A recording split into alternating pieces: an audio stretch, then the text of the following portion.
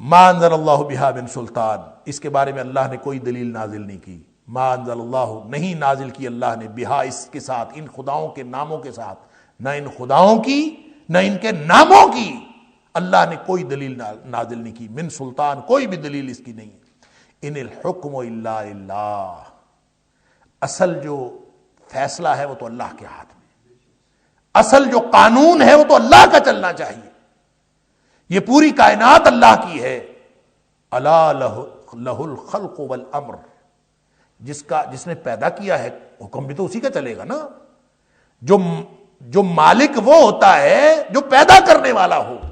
یا ایھا الناس اعبدوا ربکم، کائنات کے لوگوں اپنے اس مالک کی بندگی کرو الذی خلقکم، جو تمہارا خالق ہے، والذین من قبلکم، جو تم سے پہلے لوگوں کو بھی. یہ دلیل ہے. جو خالق ہوتا ہے اس کا حق ہوتا ہے کہ مخلوق اس کی بندگی کرے، اور جو مخلوق ہے جو خود پیدا نہیں کی ہوئی، نہ وہ پیدا کرنے خود پیدا کی ہوئی، نہ وہ خود پیدا کرنے والے کچھ. پیدا تو کیا کرنا ہے، خود پیدا کیے ہوئے.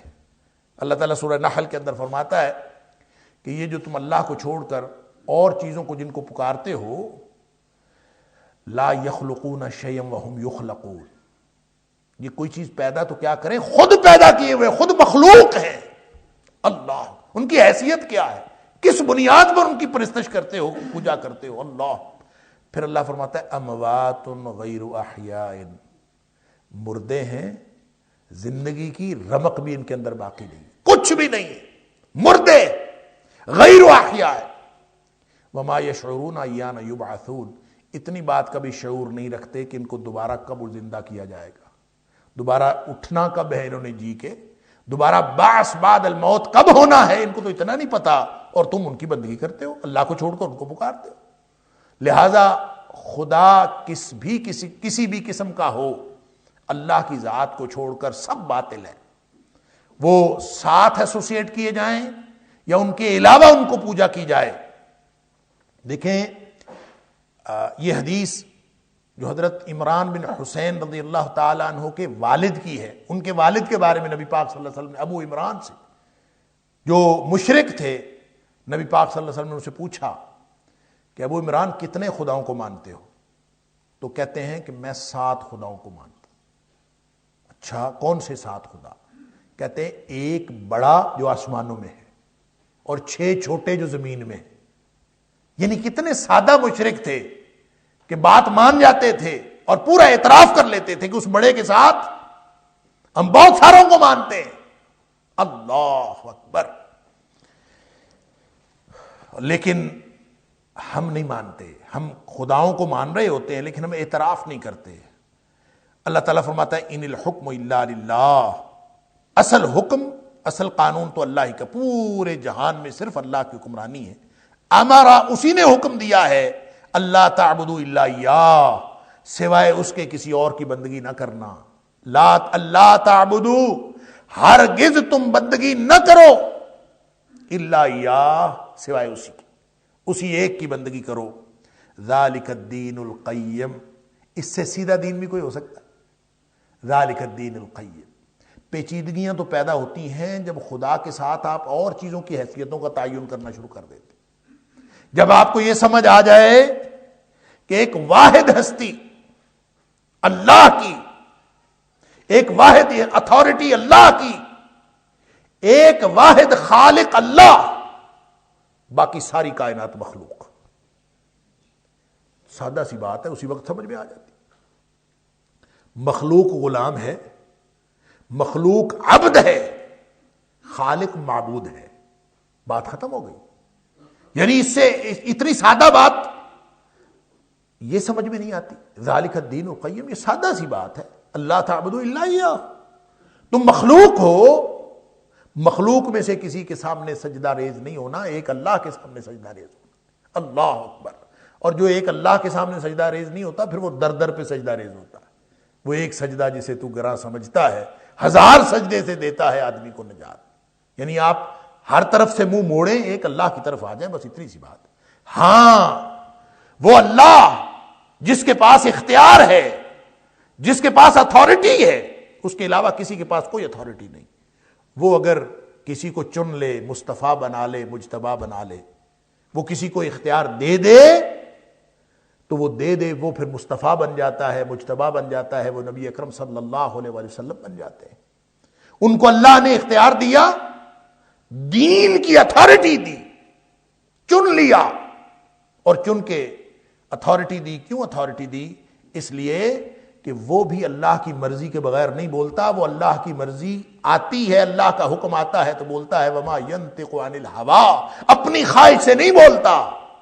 ان هو الا وحی یوحى، اللہ کی طرف سے وہی آتی ہے تو پھر وہ بولتا ہے. یہ اتھارٹی نبی پاک صلی اللہ علیہ وسلم کو دے دی. نبی پاک صلی اللہ علیہ وسلم کو یہ اتھارٹی دے دی. وَيُحِلُّ لَهُمُ الطَّيِّبَاتُ وَيُحَرِّمُ عَلَيْهِمُ الْخَبَائِثَ. وہ جس کو حلال قرار دے دے وہ بھی حلال ہے، اور جس کو وہ حرام قرار دے دے وہ بھی حرام ہے. یہ اتھارٹی کون دے رہا ہے؟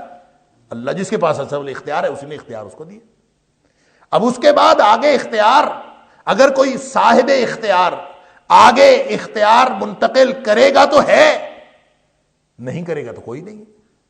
لہذا نبی اکرم صلی اللہ علیہ وسلم کا یہ فرمان، اتبعوا سنتی و سنت الخلفاء الراشدین المہدیین، میرے طریقے کی پیروی کرو اور میرے صحابہ، وہ خلفاء راشدین جو ہدایت یافتہ خلفاء ہیں، مہدیین ہدایت یافتہ اور سیدھے راستے پر چلنے والے ہیں، ان کے طریقے کی بھی پیروی کرو. تو اس کا مطلب یہ ہوا کہ نبی کریم صلی اللہ علیہ وآلہ وسلم نے آگے اتھارٹی 4 خلفاء کو بھی دے دی. جو نبی پاک صلی اللہ علیہ وسلم کے پیچھے چلے گا، ہدایت کے راستے پر چلے گا، علی منہاج النبوہ چلے گا، اس کو بھی اتھارٹی اللہ تعالیٰ کے رسول صلی اللہ علیہ وسلم دے دی. رہ گئے باقی لوگ تو وہ نبی پاک صلی اللہ علیہ وسلم صحابہ کے ذمے لگا گئے. فَلْيُبَلِّغِ الشَّاهِدُ الْغَائِبَ. دین کیا ہے؟ اب باقی رہتی دنیا تک یہی وہ دین ہے جو سکھا دیا، جو سمجھا دیا، جو پڑھا دیا، باقی ساری دنیا تک پہنچاتے جانا ہے. یہ ہے وہ اتھارٹی کی تفصیل، وہ اختیار کی تفصیل جو سب کی سب، جس کی ساری تمام کی تمام نسبت صرف اللہ کی طرف ہے.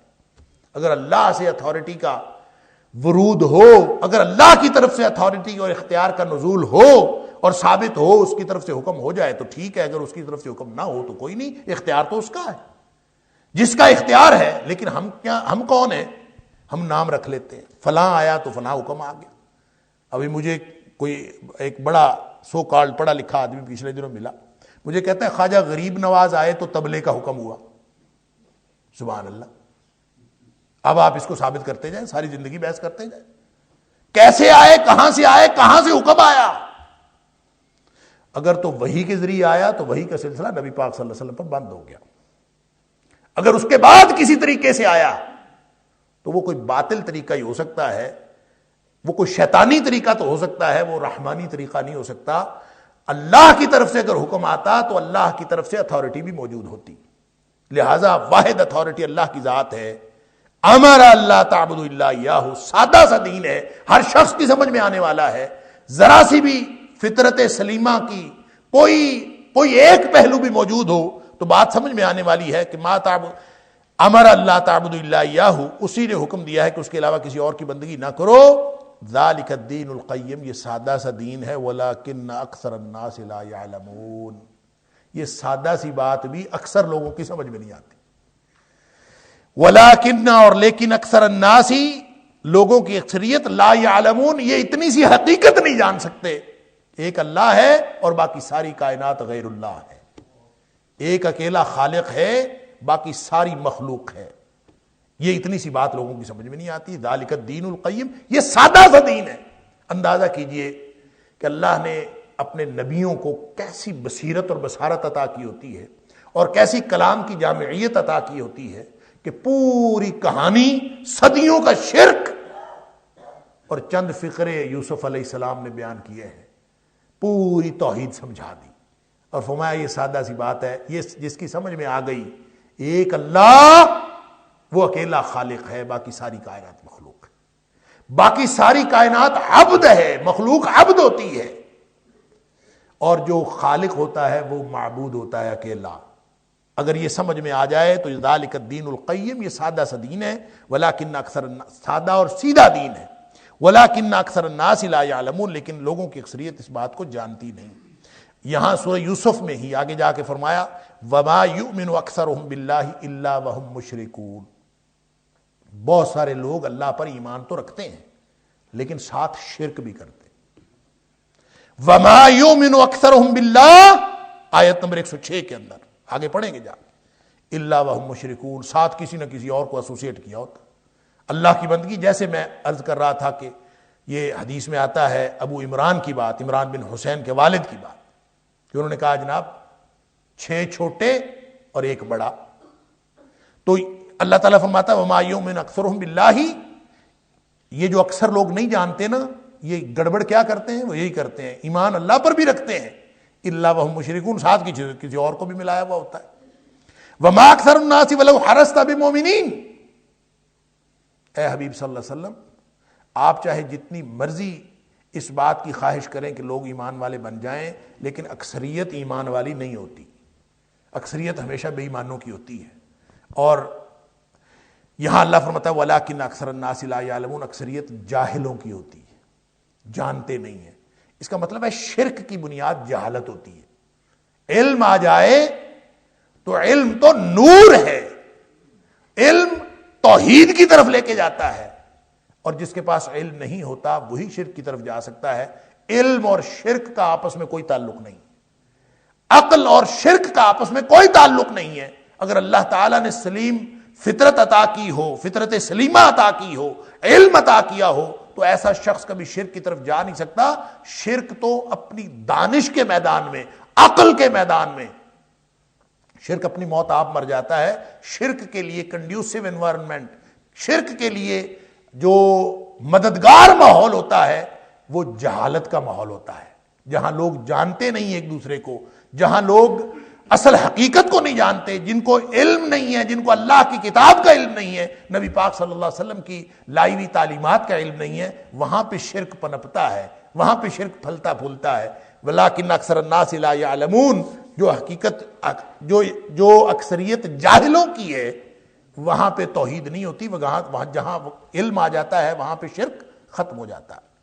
یا صاحب السجن، اب دیکھیں توحید کی حقیقت سمجھا دی، پوری بات کر دی، اب آئے ہیں اس سوال کے جواب میں جو اصل میں انہوں نے سوال پوچھا تھا۔ یعنی جنہوں نے سوال کا جواب لینا تھا وہ کتنے متوجہ ہوں گے، کس قدر پوری صلاحیتیں لگا کے پوری توجہ کے ساتھ سن رہے ہوں گے۔ نبی کریم صلی اللہ علیہ وسلم نے نہ کبھی بے توجہ لوگوں کو کوئی تبلیغ کی ہے۔ جو شخص نہیں سننا چاہتا، یہ تو اللہ کا قرآن کہتا ہے، اس کو بھی قرآن کا اسلوب بھی یہ ہے کہ جو نہیں سننا چاہتا قرآن اس کو نہیں سنانا چاہتا۔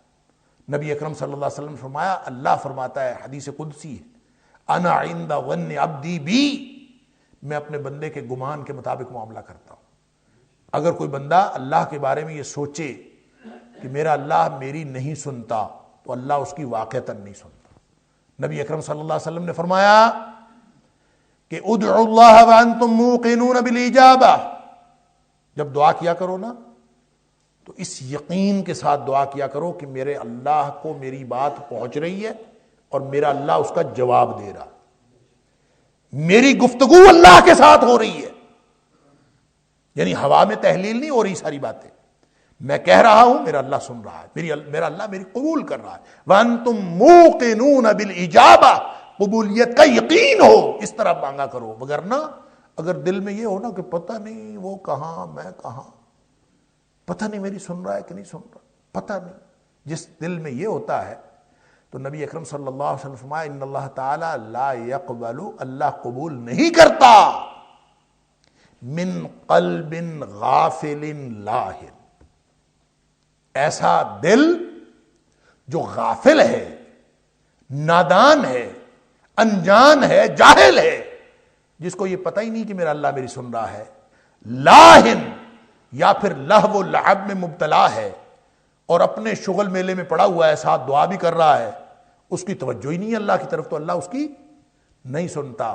لہذا جس نے سنانا ہے اللہ کو، وہ بھی ہمتن گوش ہو کے اور ہر طرف سے اپنی توجہ موڑ کر ایک اللہ کو سنائے گا تو اللہ اس کی سنے گا، وگرنہ وہ نہیں سنتا۔ اس کی غیرت اس بات کی اجازت نہیں دیتی کہ وہ ہر غفلت اور لہو میں مبتلا شخص کی بات وہ سن لے، وہ ایسے نہیں سنتا۔ نبی اکرم صلی اللہ علیہ وآلہ وسلم کو جو حکم دیا جا رہا ہے، جو حضرت یوسف علیہ السلام کا کردار بتایا جا رہا ہے کہ انہوں نے بھی غیر متوجہ شخص کو نہیں سنائی بات۔ وہ آدمی جو آپ کی طرف توجہ ہی نہیں کر رہا، جس کو آپ کی دعوت کی طرف توجہ نہیں ہے، اس کو ایسے خام خواہ بتا کے اپنی دعوت کو ضائع کرنا ہے؟ نہیں کرنا۔ جب توجہ سے سننے کا موقع آیا اس کو ضائع نہیں کیا، پہلے سوال کا جواب نہیں دیا بلکہ پہلے توحید سمجھائی ہے۔ اب وہ جتنی دیر ان کو سوال کا جواب نہیں ملا، خاص طور پہ ان کو یہ بھی بتا دیا ہو جب انہوں نے پوچھا کہ ہمارے خواب کی تعبیر بتائیں، تو اچھا پہلے تو تمہیں میں بتاتا ہوں کھانا کیا آنے والا آج۔ اگر اس کو آپ یہ دیکھیں کہ اگر یہ ایک لٹمس ٹیسٹ کے طور پر ایک مشرک کو سمجھانے کے لیے کہ بھی دیکھو جس اللہ نے مجھے یہ صلاحیت دی ہے کہ میں کھانے کی صحیح تعبیر بتا سکتا ہوں، یا کھانا آنے سے پہلے میں تمہیں پوری بات بتا دوں گا، تو جو میرے اللہ نے مجھے یہ صلاحیت دی ہے اس صلاحیت کا تمہیں یقین ہے تو پھر پہلے اس اللہ کا تعارف حاصل کرو جس نے مجھے یہ صلاحیت دی۔ اب وہ دیکھیں کتنے حماقتاً گوش ہوں گے، کس طرح سے سن رہے ہوں گے کہ جناب ہر چیز جو ہے، جو کچھ حضرت یوسف علیہ السلام کی زبان سے نکل رہا ہے وہ سچا ہے، سچائی کے یقین کے ساتھ سن رہے ہیں۔ لہذا توحید ساری بتا دی۔ چلیں اب میں تمہیں سوالوں کا جواب بھی بتاتا ہوں۔ یا صاحب السجن، اے میرے قید کے ساتھیوں، اے میرے جیل کے ساتھیوں، سبحان اللہ۔ اب دیکھیں نا دونوں جگہ پہ یا صاحب السجن ہے، میرے جیل کے ساتھیوں، اس کا مطلب ہے ساتھ کسی بھی طرح کا ہو سکتا ہے۔ وہ جو اللہ تعالیٰ نے حق و حقوق کی تفصیل بتائی ہے نا سورہ نساء میں، وَالصَّاحِبِ بِالْجَنْبِ بھی اس میں بتایا، جو پہلو کا ساتھی، ساتھ بیٹھنے والا۔ تو اشتراک ہے نا، کسی بھی طرح کا اشتراک ہو سکتا ہے۔ آپ کا رفیق سفر ہو تو اس کا بھی آپ پہ حق ہے، رفیق سفر ہو آپ کے ساتھ والی نشست میں بیٹھا ہو تو اس کا بھی آپ پہ حق ہے، اور آپ کے دفتر میں آپ کے ساتھ بیٹھنے والا اس کا بھی آپ کے اوپر حق ہے۔ تو اشتراک دفتر کا ہو، اشتراک سفر کا ہو، اشتراک گھر کا ہو، حتیٰ کہ اشتراک غم کا ہو، حتیٰ کہ اشتراک قید کا ہو، اشتراک ہے، اور جہاں اشتراک ہے مشترکہ لیول پہ آ کے بات کی جا سکتی۔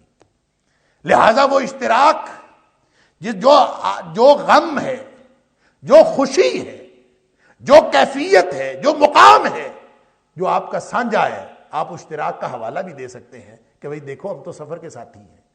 تو یہاں حضرت یوسف علیہ السلام کہہ رہے ہیں کہ ہم تو قید کے ساتھی ہیں، اے میرے قید کے ساتھیوں، ہمارا یہ اشتراک ہے، تم بھی قید میں ہو، میں بھی قید میں ہوں۔ اس کے اندر ایک خیرخواہی کا ایک پہلو موجود ہے کہ تم بھی قید میں، میں بھی قید میں، مجھے کیا ضرورت پڑی کہ میں تمہاری خیرخواہی نہ کروں؟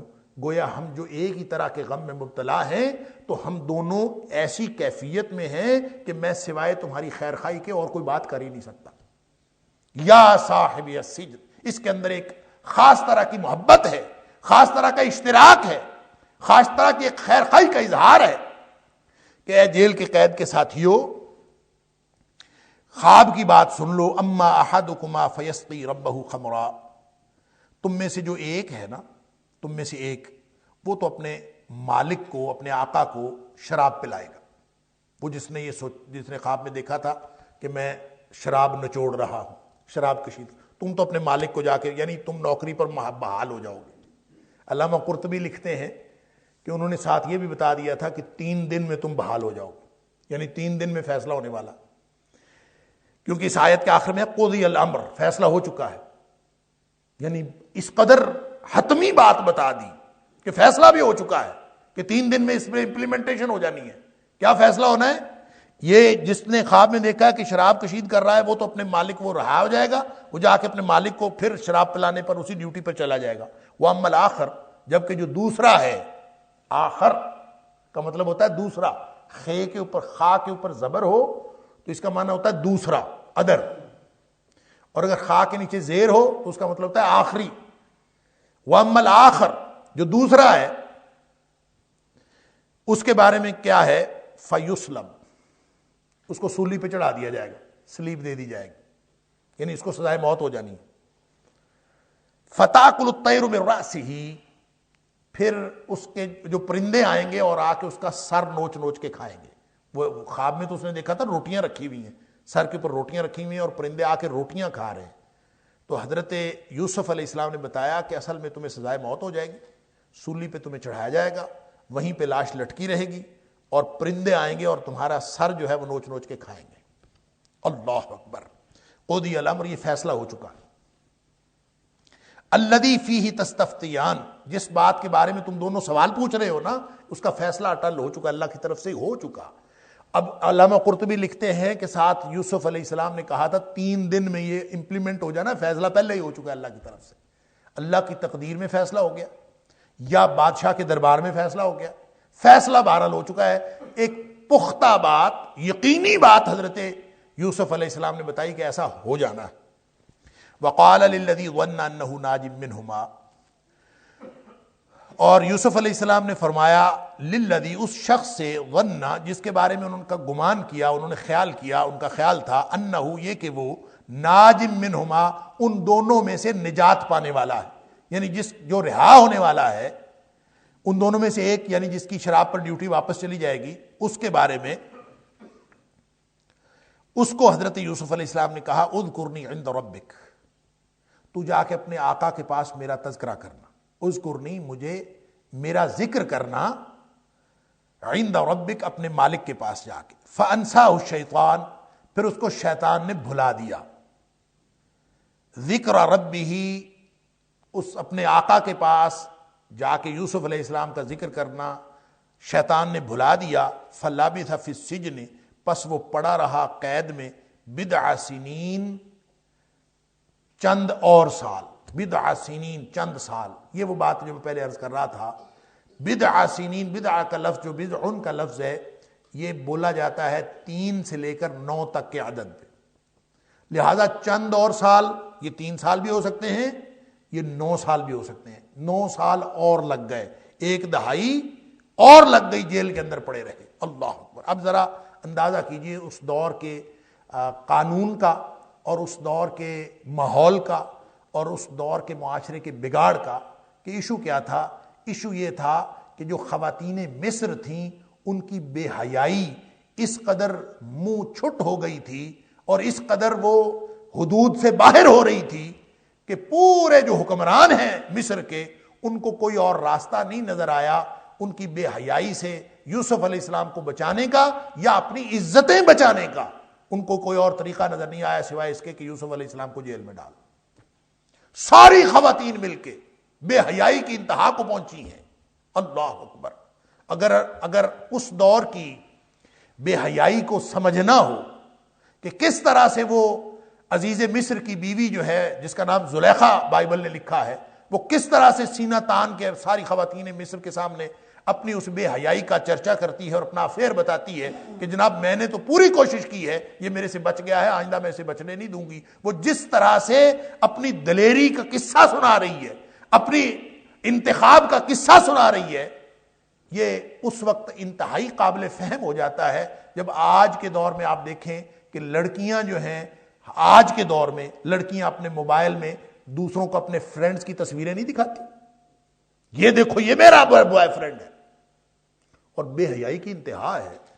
اور یہ میرے دام میں پھنس نہیں رہا، میں اس کو پھنسانا چاہتی ہوں، ابھی تو بچا ہوا ہے، میں پھنسا کے رہوں گی. گویا اخلاقی حالت کے اعتبار سے ہمارا معاشرہ بھی کوئی مصر کے معاشرے سے کم نہیں ہے. اللہ تعالیٰ معاف فرمائے. پھر اندھے قانون کی بات دیکھ لیجیے. قانون ایسا اندھا ہے کہ بجائے ان فاحشہ عورتوں کو پکڑنے کے اس اللہ والے کو پکڑ کے جیل میں ڈال دی، اور بغیر قصور کے اس کو جیل میں ڈال دیا ہے، اور جیل میں ڈال کے بھی بھول گئے ہیں تو جیل میں کون پڑا ہے کون نہیں پڑا. قانون ایسا اندھا ہے، کوئی پیشی نہیں ہو رہی، کوئی عدالت میں کیس نہیں پیش کیا جا رہا، کوئی جرم نہیں ہے، اور وہ جیل میں پڑا ہے. کتنے سال پڑا ہے واللہ عالم. بضع سنین تو یہاں سے آن ورڈ قرآن کہہ رہا ہے، اس سے پہلے کتنے سال ہو گئے تھے اللہ ہی جانتا ہے. لہٰذا بعض مفسرین کا خیال ہے کہ ٹوٹل 14 سال جیل میں رہے حضرت یوسف علیہ السلام، اور بعض کا خیال ہے 10 سال جیل میں رہے، واللہ عالم کتنا عرصہ رہے. لیکن وہ جیل میں پڑے ہیں. قانون ایسا اندھا ہے کہ کوئی پوچھتا ہی نہیں، کوئی نام ہی نہیں لیتا. اب ایک شخص بغیر کسی جرم کے، نہ کوئی ایف آئی آر کاٹی گئی، نہ کوئی عدالت میں کیس پیش ہوا، کچھ بھی نہیں ہے، کوئی ریکارڈ ہی نہیں ہے. اس کو پکڑ کے جیل میں ڈال دیا. تو ایک امکان تھا نا کہ اذکرنی عند ربک، کہ وہ جو ساتھی جا رہا تھا رہا ہو کے بادشاہ کے پاس، اس کو کہا کہ جا کے میرا ذکر کرنا، شاید کہ اس کو یاد آ جائے کہ ایک بے گناہ کو رکھا ہوا ہے تو اس کو ہم رہائی کر دیں. فانساہ الشیطان، اب اس کو جو ہے شیطان نے بلا دیا، اس نے بھی جا کے کوئی ذکر نہیں کیا. لہذا اب تو حالات ہی ختم ہو گئے نا، اب تو امکانات ہی ختم ہو گئے کہ یوسف علیہ السلام باہر کیسے نکلیں گے. نہ کوئی یوسف علیہ السلام کا مقدمہ بھگتنے والا ہو، نہ کوئی ان کا کیس پیش کرنے والا ہو، نہ کوئی عدالت، نہ کچھ ایسا کوئی ادھا قانون تھا. اللہ اکبر. لہذا اس کو آپ جدید ترین دور کی جدید ترین عدالتی نظام میں بھی آپ کو بے شمار مثالیں مل جائیں گی کہ لوگ جو ہیں بغیر کسی ریکارڈ کے جیل کے اندر ہوتے ہیں. 18 سال بعد لوگوں کے قسمت کا فیصلہ ہوتا ہے، عدالت فیصلہ کرتی ہے کہ یہ تو بے گناہ تھا. کتنے کیس آتے ہیں کہ وہ 18 سال جیل میں رہا اور اب جا کے فیصلہ ہوا ہے، پتہ چلا کہ وہ تو بے گناہ تھا، اور بے گناہ 18 سال پڑے ہوئے ہیں. اور یہ آج کے جدید ترین دور میں جہاں انفارمیشن ٹیکنالوجی اتنی ترقی کر گئی ہے کہ ہر شخص کا ریکارڈ موجود ہے، جب یہاں یہ ممکن ہے تو اس دور کے اندھے قانون کی کیا حالت ہوگی. لہذا اللہ فرماتا ہے فَلَبِثَ فِي السِّجْنِ بِضْعَ سِنِينَ، چند سال اور جیل میں رہے. اللہ اکبر. بس کوئی پوچھنے والا ہی نہیں. اب دیکھیں اس کیفیت کو محسوس کرنے کی کوشش کریں. کوئی ریکارڈ نہیں ہے، کوئی عدالت نہیں ہے، کوئی ایف آئی آر نہیں ہے، کچھ نہیں ہے، کوئی پیچھے مقدمہ بھگتنے والا بھی نہیں ہے، کوئی وکیل بھی کوئی نہیں ہے، کوئی وارث بھی کوئی نہیں ہے. اللہ اکبر. جیل میں پڑے ہیں. جس کو کہا تھا یاد دلانا، وہ جا کے وہ اپنی رہائی کی خوشی میں جا کے پھر اپنے کام کاج میں ایسا مصروف ہو کوئی یاد بھی نہیں رہا کہ کوئی قیدی جیل میں تھا. اللہ اکبر. اور سال ہا سال گزر گئے. یوسف علیہ السلام وہیں پڑے ہیں. اب آپ یہ بتائیں وہ یوسف علیہ السلام جو زلیخا کے فریب سے بچنے کے لیے تالا لگے دروازے کی طرف بھاگ پڑے تھے کہ اللہ کوئی نہ کوئی راستہ نکالے گا، واستبق الباب، وہ دروازے کی طرف بھاگے تھے، جانتے تھے کہ دروازہ بند ہے، لیکن یقین تھا کہ میرا اللہ کوئی نہ کوئی راستہ نکالے گا. یقین تھا کہ میرا اللہ راستہ نکالے گا، میرا اللہ دروازہ کھول دے گا، اور دروازہ کھل گیا. اب وہ یوسف علیہ السلام جیل میں پڑے ہیں، کوئی راستہ باہر نکلنے کا بظاہر نہیں بچا. جو امکان تھا کہ وہ جا کے بات کرے گا، اس نے بھی کوئی نہیں کی. اور اللہ فرماتا ہے فَلَبِثَ فِي السِّجْنِ بِضْعَ سِنِينَ، اب پھر پڑا رہا وہ جیل میں. اللہ اکبر. کئی اور سال. اب یہ اللہ تعالیٰ ایسی بند گلی میں جب انسان پہنچتا ہے، جب آگے سمندر ہوتا ہے، پیچھے وقت کی سپر پاور ہوتی ہے، اور کوئی راستہ نظر نہیں آ رہا ہوتا، تو اللہ وہاں راستہ نکالتا ہے. جب سارے دروازے بند ہوتے ہیں، اللہ اکبر، اور تالے لگے ہوتے ہیں، اور انسان شیطان کے دام سے اور ایک شیطان خاتون کے دام سے بچنے کی کوشش کرتا ہے، تو اللہ راستہ نکالتا ہے. موسیٰ علیہ السلام نے بھی اس موقع پر یہی کہا تھا نا، جب سمندر کے کنارے پہنچے تھے اور انہوں نے کہا تھا اِنَّا لَمُدْرَكُونَ، بنی اسرائیل نے کہا تھا ہم تو پکڑے گئے، اب تو کوئی راستہ ہی کوئی نہیں. اللہ اکبر. انہوں نے کہا تھا نہیں، اِنَّ مَعِيَ رَبِّي سَيَهْدِينِ، میرا رب میرے ساتھ ہے، کوئی نہ کوئی راستہ ضرور نکالے گا. یوں ہی حضرت یوسف علیہ السلام پڑے ہیں. اب اسباب تو کوئی نہیں ہے نکلنے کے، لیکن مسبب الاسباب تو ہے نا. اسباب ختم ہو گئے، مسبب الاسباب ہے، اسباب ہے. لہذا یہ وہ بات ہے جو میں ہمیشہ عرض کرتا ہوں کہ اگر اللہ پر کامل توکل کرنا ہے نا، تو مخلوق سے کامل مایوس ہونا ضروری ہے. اگر کوئی بندہ مخلوق سے امید رکھتا ہے نا، وہ اللہ پر کامل توکل کر ہی نہیں سکتا.